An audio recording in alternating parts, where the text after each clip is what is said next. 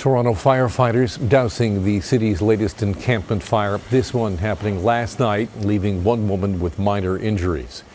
The fear is cold weather will lead to more of these, raising the risk of fatalities. Shallima Maharaj is at the scene of yet another encampment fire, this one over the weekend. Shallima.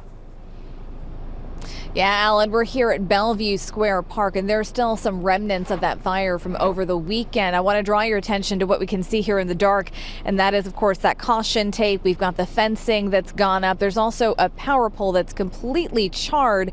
But this, bear in mind, is just one of many other fires that we have seen over the last year when it comes to encampments in the city of Toronto.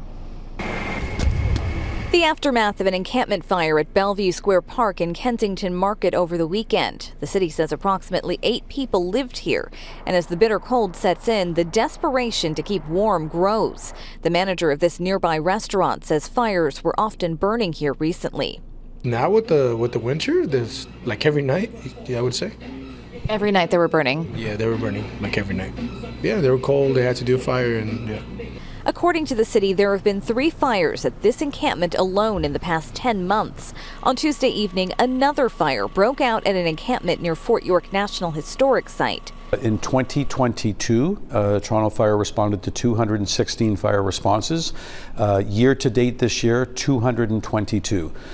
So the numbers have been consistent. Late last week, the city began to clear another encampment outside a church along College Street, calling it an immediate public safety risk, placing the blame on a buildup of combustible materials that could pose a risk to those in the encampment and in the surrounding area.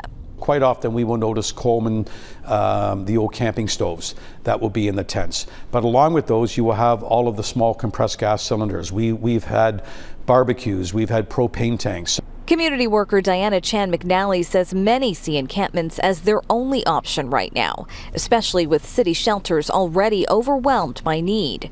We need to stop evicting people from encampments. It's a reality. This city is going to see people living outdoors for some time to come. We all know that the answer is housing, but it's going to take years for that housing to actually appear. Toronto Mayor Olivia Chow speaking at the Toronto Shelter Network conference on Wednesday morning. 27,000 people waiting for supportive housing, and yet there's no funds for it. We can do so much better. Now, fortunately, there were no reports of any injuries during the fire here on scene. We were told that at least one person was treated for injuries on site over at Fort York National Historic Site. For now, I'll send it back to you in studio.